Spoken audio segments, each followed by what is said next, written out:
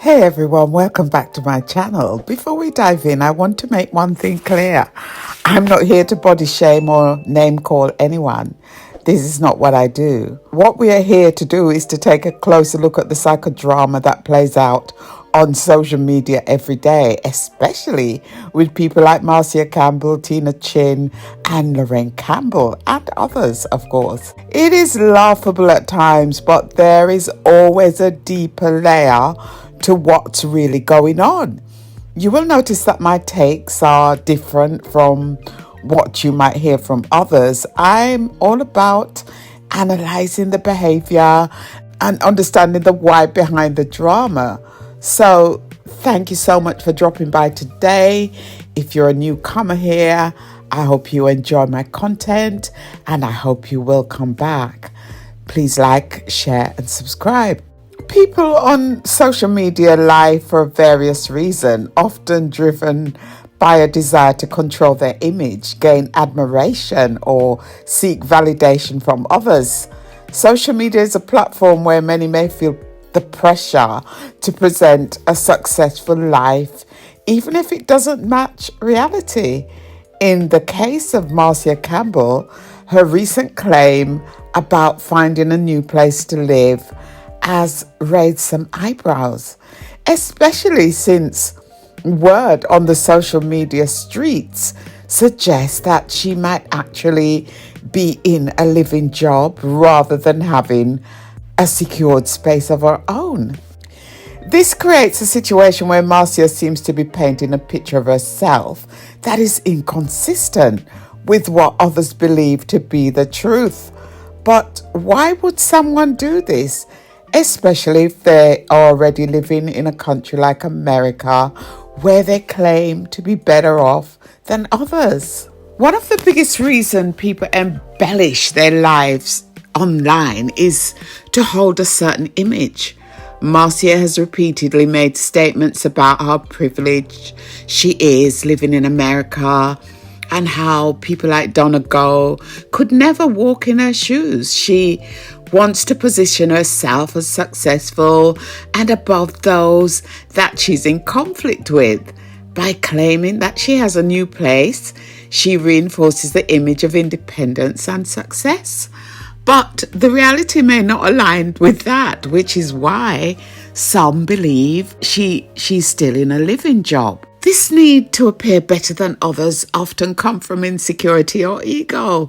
When people feel the need to constantly compare themselves to others, they create a narrative to make themselves look more successful, even if it's not true. For people like Marcia Campbell, the way they are perceived by their audience is incredibly important. Having a large following can make people feel like they need to keep up appearances, and sometimes this leads to bending the truth a little bit. The illusion of living a more successful or privileged life gives them a sense of validation from their followers, who might look up to them based on their perceived accomplishments. By claiming that she has a new place, because as we know, Marcia's been having a lot of problems with having a permanent place to live.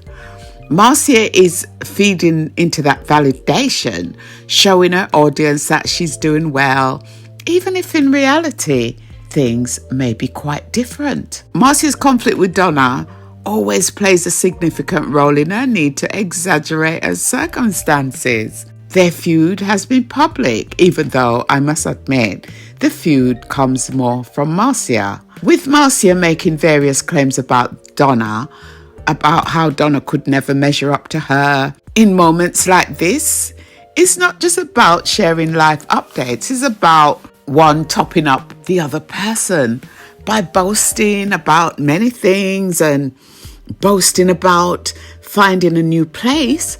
Marcia is trying to position herself as someone who's thriving happily in America, especially in comparison to Donna, who has just arrived in the US of A. The competition drives Marcia to make bold statements, even if the facts don't fully align with her narrative.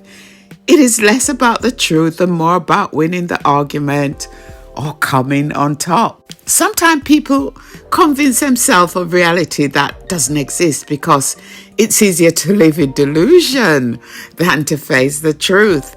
If Marcia truly is in a living job and not living independently, admitting that might make her feel like a failure in her own eyes, especially considering the way she presented herself online. Instead of facing the truth, she might choose to double down on the narrative that she's created, living in the illusion of success to protect her ego and image she has cultivated on social media as big deal. The delusion isn't uncommon amongst many influencers or those who seek validation through social media. The pressure to be seen as successful can push people into maintaining false narratives, even at the expense of their own authenticity. The challenge with living a lie on social media, however, is that the truth often comes out. What is in the darkness always come out to light. People who know Marcia in real life, or even those who have insight on her personal situation, can easily expose her if her claims don't add up. The rumours that she's in a living job rather than the new place could damage her credibility with the audience, although a lot of them are themselves delusional, especially if they realise she's not being transparent. It is risky to present a false image because when it crumbles, it can lead to loss of trust, respect, not only from followers, but from the broader social media. But, these are die-hard followers. They live in delusion, so it might not have much effect on Marcia's credibility where they are concerned. In Marcia Campbell's case, her recent claim about finding a place to live seems to be a larger pattern of behaviour where she's striving to maintain an image of privilege and success that might not reflect reality.